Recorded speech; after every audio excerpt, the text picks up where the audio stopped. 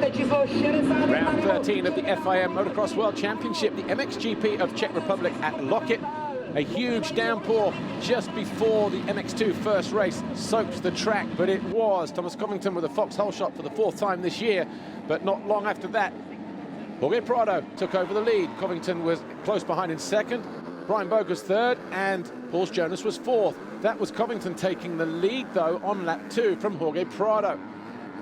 Around about the same time, Paul Jonas capitalized on a mistake from Brian Bogus to get himself into 3rd, and then went after his Red Bull KTM teammate. A little bit further back, Jeremy Seewer came unstuck and then was passed by the number 19 of Thomas Kjær-Olsen. That was for 6th. And then later on in the race, Seewer would eventually find his way past Brian Bogus to get himself back up into contention in 5th place. The pass for 2nd was here. Paul Jonas up the inside of his teammate Jorge Prado, but Thomas Covington for Rockstar Energy Husqvarna Factory Racing was too far ahead. He went on to win race number 1 for the 3rd time this year.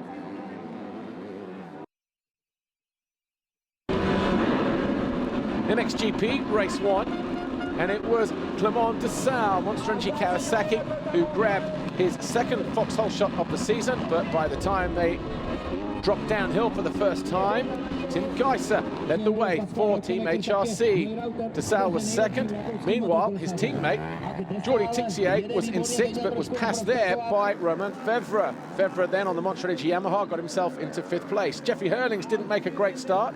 He passed Tixier to go 8th. And it was all Hurlings in race 1 as he started to charge his way to the front. Further down the field, Kevin Strybos got himself into 9th with a pass on Max Nagel. Hurlings eventually found his way around the outside of Fevre to get himself into 6th.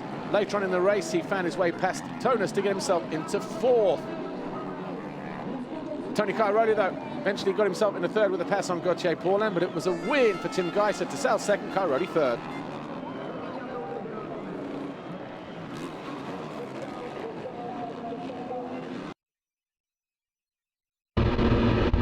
MX2 race 2, much drier conditions than they faced in Moto number 1. Conrad Muse, though, the Rockstar Energy Husqvarna rider, grabbed his first foxhole shot of the season. Thomas Kjær-Olsen went down at turn 1. Jonas, though, was quickly into 2nd, just behind his teammate, Jorge Prado. Benoit Paturel making light work of Calvin van Landeren to go 4th. Around about the same time, Jonas then found his way past Prado. And as Seewer attempted to find his way through, he went down, caught the rear wheel, took Benoit Paturel with him, those two crashing out of 3rd and 4th. They had to do it all again. Paturel eventually went by Calvin van Landeren on his way back through. He got into 4th at that moment in time. Meanwhile, race 1 winner, Thomas Covington, who fell on the opening lap, came from 32nd, managed to find his way into 10th with that pass on his teammate Conrad Muse. Muse eventually came home in 12th. Seewer eventually found his way past the 61 of Jorge Prado. Eventually he came home in 2nd, just ahead of Benoit Paturel, who also found his way through at the same time.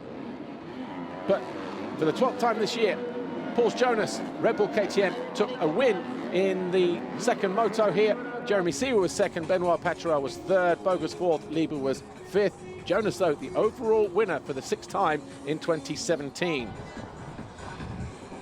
Seewer was 2nd, Covington 3rd. Championship looks like this. Jonas now 47 points clear of Seewer, with Olsen 3rd, Paturel and Lieber rounding out the top 5. But for Paul Jonas, he got to stand on the top step of the podium here in Locket.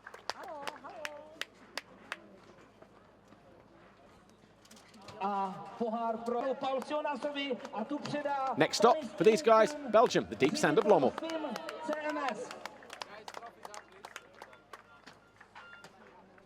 I got a pretty decent start, and I managed to pass my teammate quite quick in the moto, and then I tried to take a little gap in the first laps when I passed him, and I did it. So in the end of the race, I just controlled the race, and and enjoyed racing here. The track was really nice. MXGP race 2, 1 or 2 guys tried to go early. Max Nagel got caught behind the gate though. But it was Tim Geiser who grabbed the foxhole shot for the 4th time this year on his HRC Honda. Behind him, Tony Cairoli quickly got himself into 2nd, closely followed by De Sal, Fevre, Paulin and Hurlings. Jeremy Van Horber, was there in 7th place. Tony Cairoli, though, took 6 laps to find his way past Tim Geiser as he charged into the lead. De Sal followed a lap or so later on his Monster Energy Kawasaki. At that point, then, Geiser got pushed to 3rd. Paulin was right there in 4th. Fevre was in 5th, but then he got caught and passed by the Red Bull KTM of Jeffrey Hurlings. Hurlings at that point moved into 5th. He then made this aggressive move down the inside of the Rockstar Energy Husqvarna of Gauthier Paulin to get himself into 4th, and in the closing stages made a firm but fair move on Tim Geiser to go 3rd in this left-hander. That was 4 laps to go. Geiser almost ended up on the floor. But for Tony Cairoli, it was race win number 9, Grand Prix victory number 83. The podium here then in Lockett, Tony Cairoli, Clément de Sal and Tim Geiser. Geiser on the podium for the first time since Trentino round 5, where he was 2nd. Cairoli now has a 92-point advantage over de Sal. Hurlings now, though, is up to 3rd. Paulin has been pushed to 4th. Another magnificent day here then for Tony Cairoli. Win number 83 in the books. The next stop for him is home round at Lommel in 2 weeks' time.